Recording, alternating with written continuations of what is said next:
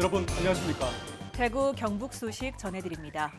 정호영 보건복지부 장관 후보자에 대한 의혹이 눈덩이처럼 커지고 있습니다. 자녀 편입학 특혜 의혹에다 병력 의혹 등이 검증돼 올랐는데 아들이 공동 저자로 등록된 논문도 그중에 하나입니다. 이와 관련해 대구 문화방송이 새롭게 취재한 내용 전해드립니다. 해당 논문의 책임자였던 경북대학교 전자공학과 교수가 경북대 병원과 80여억 원 규모의 사업을 진행했던 파트너로 취재 결과 확인됐습니다. 이 논문을 둘러싼 의혹이 더 커질 수밖에 없는데요. 신병재 기자의 단독 보도입니다. 정호영 장관 후보 아들이 공동 저자로 등록된 2016년 4월 전자공학회 논문지에 실린 논문입니다. 정 후보 아들은 전 경북대 전자공학과 박모 교수 등 4명과 함께 공동 저자로 올라와 있습니다. 정 후보 아들은 2015년 10월부터 12월까지 경북대학교 유 헬스케어 융합 네트워크 연구센터의 사업에 참여했습니다. 바로 수요 연계형 데일리 헬스케어 실증단지 조성 사업입니다. 정 후보 아들은 2015년 5월부터 시작된 이 사업의 후반기에 참여해 참여율은 30% 정도입니다. 학사인 정 후보의 아들은 공동 저자로 등재됐지만 참여율이 더 높았던 석사와 박사는 공동 저자에 올라가지 않았습니다. 그런데 알고 보니 이 사업은 경북대학교와 경북대 병원이 컨소시엄으로 참여한 사업이었습니다. 84억 4천여만 원의 사업비가 투입됐고 총괄 책임자는 정 후보의 아들의 지도교수인 전 경북대학교 전자공학과 박모 교수였습니다. 이 사업에서 경북대학교 병원은 주요 의료기관으로 참여했습니다. 당시 정호영 후보자는 경북대학교 병원의 진료처장으로 부원장이었습니다. 이 때문에 정 후보자 아들이 논문의 공동 저자로 올라간 것이 이 사업과 무관하지 않은 것 아니냐는 말이 나오고 있습니다. 취재진은 박 전 교수에게 사실관계를 확인하려고 했지만 연락이 닿지 않았습니다. 지도 교수님과 진로 상담을 하던 중 유 헬스케어 분야에 평소 관심이 많아 논문 작성에 참여하고 싶다고 말했던 것이었습니다. 지도 교수님과 저는 친분 관계가 없었으며 교수님은 저와 아들의 관계도 몰랐습니다.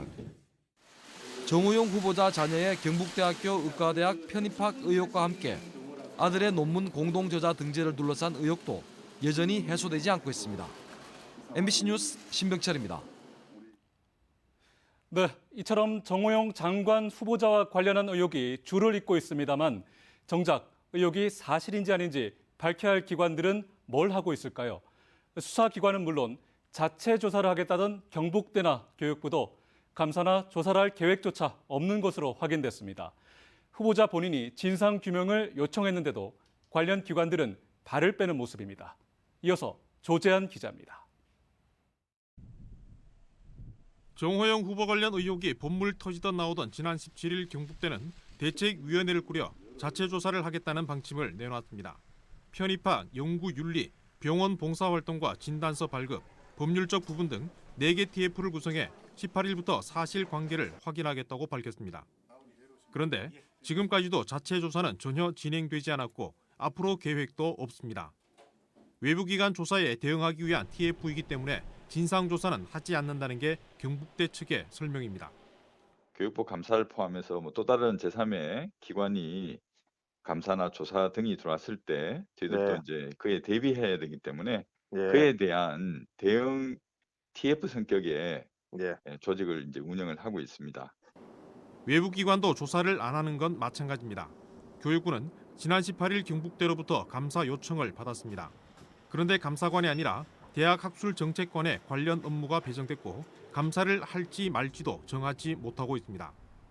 교육부 관계자는 정치권이나 언론에서 제기된 의혹과 관련해 전반적인 상황을 검토하고 있고 감사를 하더라도 적지 않은 시간이 걸려 청문회 전까지 결론은 힘들다는 입장이라고 설명했습니다. 정호영 후보 두 자녀의 의대 편입학 과정뿐 아니라 병역용 진단서 발급 등 꼬리에 꼬리를 물며 의혹은 커지고 있습니다. 그런데도 검찰이나 경찰, 수사기관은 물론 의혹의 중심에 있는 경북대와 감사 권한이 있는 교육부까지 진상조사에는 손을 놓고 있습니다. MBC 뉴스 조재한입니다. 네, 대구시장 선거에 출마할 국민의힘 최종 후보자가 오는 23일 토요일 결정됩니다. 김재원, 유영아, 홍준표 후보는 각자 차별화된 공약을 내세우며 열띤 경쟁을 벌이고 있습니다. 새 후보가 약속한 정책을 알아보는 연속 보도를 마련했습니다. 오늘은 후보들이 모두 강조하고 있는 분야죠. 경제 공약부터 살펴보겠습니다.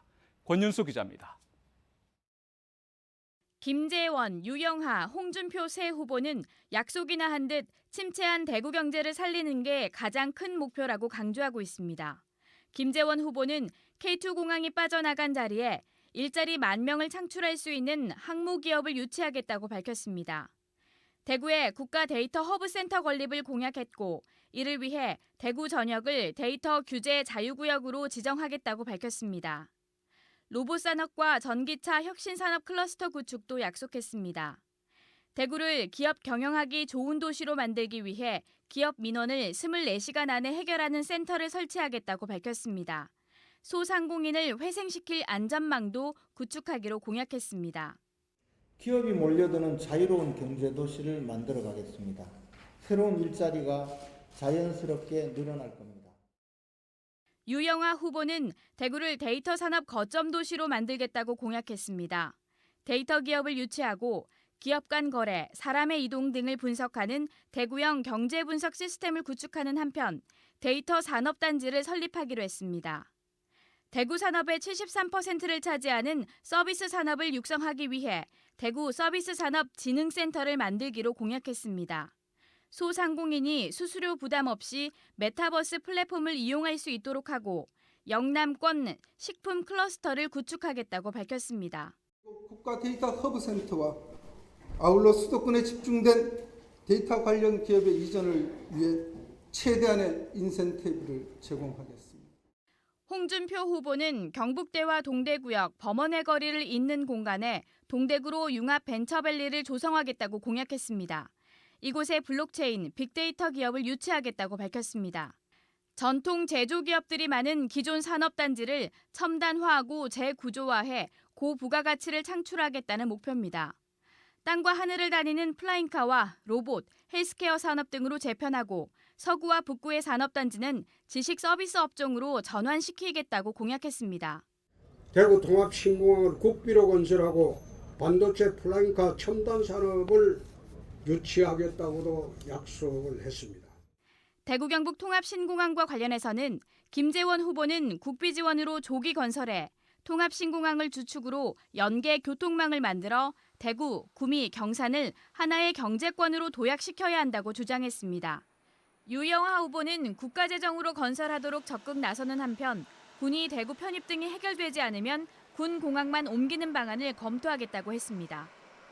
홍준표 후보는 신공항을 국비로 지어야 하며 신공항 인근에는 첨단 산업단지를 조성하고 기존 공항터는 호텔, 쇼핑센터 등 관광과 산업을 융합한 두바이식으로 개발하겠다고 공약했습니다. MBC 뉴스 권현수입니다. 대구 경북의 코로나19 신규 확진자 수가 줄고 있지만 사망자는 계속 발생하고 있습니다. 대구시에 따르면 오늘 0시 기준 확진자는 5,014명 더 나와 누적 확진자는 67만 5천여 명입니다. 코로나 관련 사망자는 12명 더 발생해 누적 사망자는 1,153명입니다. 경북 지역 코로나19 신규 확진자는 7,109명으로 지난주 같은 요일보다 4,800여 명 줄었습니다. 사망자는 10명이 더 나와 누적 사망자는 1,150명으로 늘었습니다. 중증 환자 치료 병상 가동률은 대구 50%, 경북 41%입니다. 재택 치료하고 있는 사람은 대구 3만 500여 명, 경북 3만 5천여 명입니다. 대구에서 코로나19와 관련해 10대 미만의 사망자가 처음 나왔습니다. 대구시에 따르면 어제 오후 집에서 숨진 초등학교 저학년 학생에 대해 119 구급대원이 신속 항원 검사를 하고 보건소가 PCR 검사한 결과 모두 양성으로 나왔습니다. 대구시는 학생의 사망 원인을 코로나19로 인한 급성 심근염으로 것으로 보고 질병관리청에 사례를 보고하는 한편 정밀 역학조사를 의뢰했습니다. 코로나 관련 10대 미만 사망자는 이 학생을 포함해 전국적으로 18명이며 대구에선 이번이 처음입니다. 코로나19로 직격탄을 맞았던 농어촌 체험 휴양마을이 활기를 되찾고 있습니다. 지난 2년간 단체 방문객이 10분의 1로 급감해 고사 직전까지 몰렸는데 사회적 거리두기 해제로 숨통이 트였습니다. 단체 손님 맞이에 나선 농촌 체험마을을 서성원 기자가 다녀왔습니다. 한옥 민박과 각종 체험 프로그램을 운영하고 있는 경북 고령군의 한 농촌 체험 마을입니다. 한 해 방문객이 3만 9천 명에 달했지만 코로나 사태 이후 방문객은 4천 명, 10분의 1로 곤두박질 쳤습니다. 단체 손님의 발길이 뚝 끊겼기 때문입니다. 지금까지는 고령 딸기로 만든 잼과 조청, 유과 같은 특산품을 판매하며 버텨왔는데 거리두기가 해제되면서 단체 방문 문의 전화가 다시 늘기 시작했습니다. 오시면 더 아름답게 봄이니까 더 이쁘게 정비를 하고 실내에도 지금 체험 재료라든지 아니면 화장실 건물 안쪽에 있는 시설도 지금 정비를 하고 있는 상태고요. 고령의 또 다른 농촌 체험 마을입니다. 규모가 큰 물놀이 시설까지 갖춰 한여름에는 하루 수백 명의 손님으로 붐비던 곳입니다. 이곳 역시 코로나 때문에 단체 손님을 받지 못하면서 물놀이 시설은 2년 동안 문을 닫았습니다. 한 해 5만 명이 넘던 방문객은 절반 수준인 2, 3만 명으로 급감했고 6명이던 상시 근로자를 한때 1명까지 줄여야 했습니다.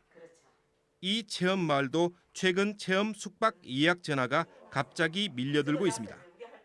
제가 지난번 주말에는 전화를 정말 기록을 다 해봤어요. 한 100통 정도가 되더라고요. 번갈아 가면서 둘이서 전화를 받는데 업무가 정말 마비가 될 지경이고. 펜션과 카라반을 손질하고 물놀이 시설에도 변화를 주는 한편 메타버스 체험을 비롯해 각종 체험 프로그램도 보강해 손님을 맞을 생각입니다. 마을 공동체 활성화와 농회 소득을 위해 만든 농어촌 체험 휴양마을은 경북에만 131곳. 거리두기가 해제되면서 코로나의 어둡고 긴 터널에서의 탈출을 서두르고 있습니다. MBC 뉴스 서승원입니다. 티웨이 항공이 다음 달 대구 국제공항에서 2년여 만에 국제선 운항을 재개합니다. 티웨이 항공은 다음 달 28일 대구 다낭, 29일에는 대구 방콕 노선 운항을 시작한다며 예약 홈페이지를 열었다고 밝혔습니다. 대구 다낭 노선은 주 2회 수요일과 토요일 대구에서 오후 8시 40분에 출발하고 대구 방콕 노선도 주 2회 목요일과 일요일 대구에서 오후 6시에 출발합니다. 대구공항의 동남아 지역 국제선 운항은 코로나19 여파로 2020년 3월부터 중단됐습니다.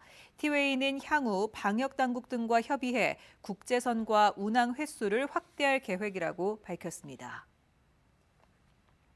국민 참선방을 표방하는 문경 세계 명상마을이 문을 열었습니다. 내 외국인, 불자, 비불자 구분 없이 누구나 참선을 통한 깨달음을 체험할 수 있는데요. 명상마을 개원을 기념해 오는 26일까지는 우리나라 대표 선승 7명이 릴레이로 대법회를 개최합니다. 김건엽 기자의 보도입니다. 불교계의 봉쇄 수도원으로 불리는 문경 봉암사 인근에 세계 명상마을이 문을 열었습니다.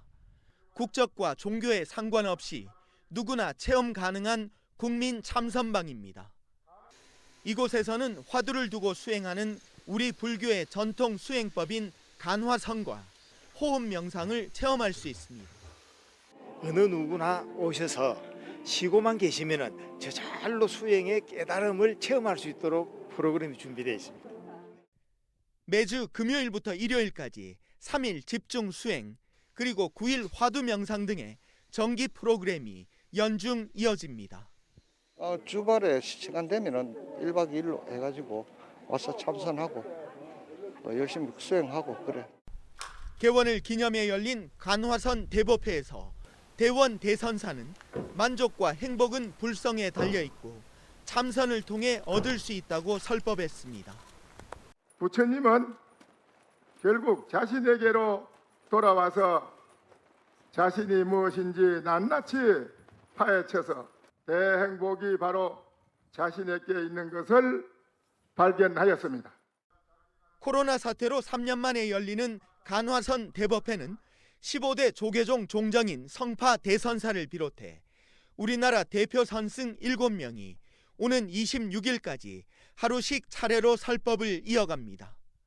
조계종은 문경 세계 명상마을이 국내는 물론 세계인의 몸과 마음을 치유하는 공간이 될 수 있도록 적극 육성할 계획입니다.